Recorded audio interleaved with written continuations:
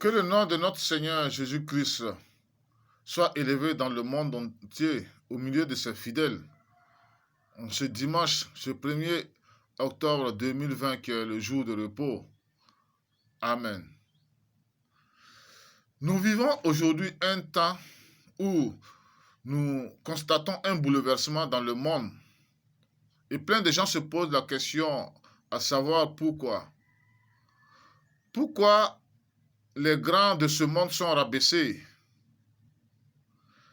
Pourquoi ceux qui s'affichaient comme Dieu pour dominer sur les autres continuent d'être abaissés, humiliés?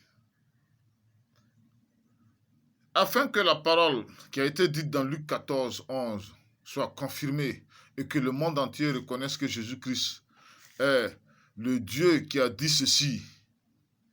Car quiconque s'élève sera abaissé et quiconque s'abaisse sera élevé. Nous commençons, nous les enfants de Dieu, à remarquer que Jésus-Christ est en train d'abaisser les orgueilleux et les arrogants de ce monde.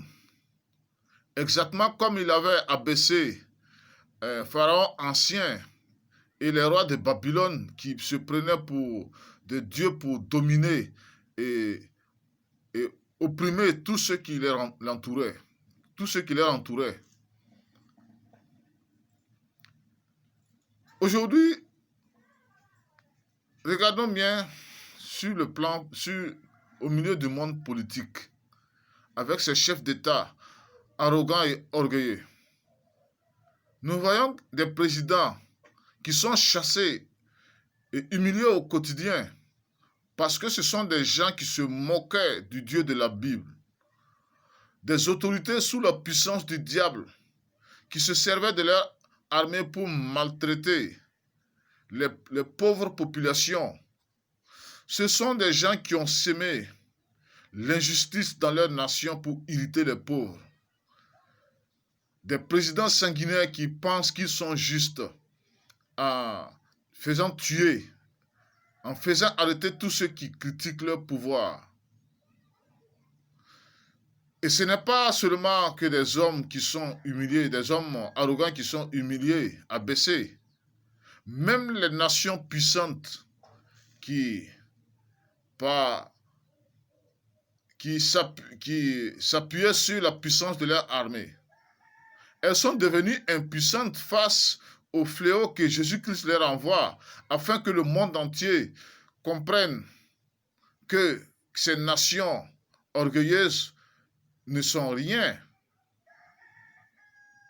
Il y a aussi sur le plan spirituel les autorités religieuses comme les pasteurs, les prophètes, les docteurs, les évangélistes, etc.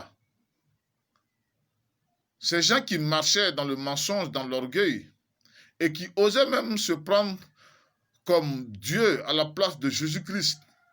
Ce sont des gens, lorsque nous écoutons attentivement leur langage, nous constatons que ce sont des gens qui passent leur temps à faire l'éloge d'eux-mêmes. C'est-à-dire qu'au lieu de faire comprendre qu'ils ne sont rien et qu'ils ne peuvent rien sans Christ, ils se sont trompés sur la vérité sur Christ. Nous voyons que ce sont des autorités qui passent leur temps à rassembler des gens autour d'eux pour dominer sur eux et menacer tous ceux qui critiquaient, qui osaient dénoncer leurs mensonges et leur hypocrisie. Où sont passés aujourd'hui tous ceux qui opéraient les miracles et les prodiges? Où sont passés ceux qui se prenaient pour des gens au même titre, au même niveau comme Jésus-Christ, et qui sont incapables aujourd'hui d'empêcher que le coronavirus pénètre dans leurs assemblées? Où sont passés tous ces gens? Ils ont passé leur temps à parler d'eux-mêmes au lieu de parler de Jésus-Christ. Aujourd'hui, les pasteurs, les prêtres, les prophètes tremblent dans les églises locales et vous constaterez bien que ces gens sont obligés de porter des masques comme les non-sauvés du monde.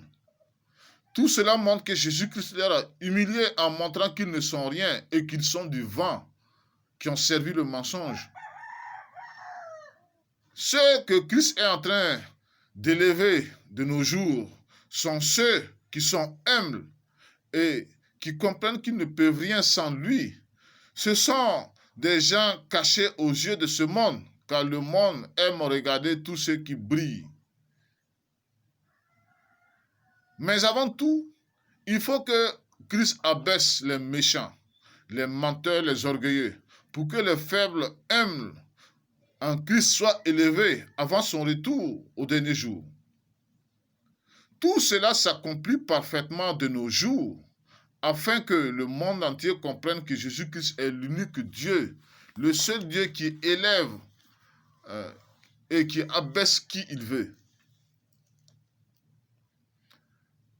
Que le nom de notre Seigneur Jésus-Christ soit élevé au milieu de tous ceux qui reconnaissent humblement que c'est lui l'unique Dieu dans le ciel et sur la terre.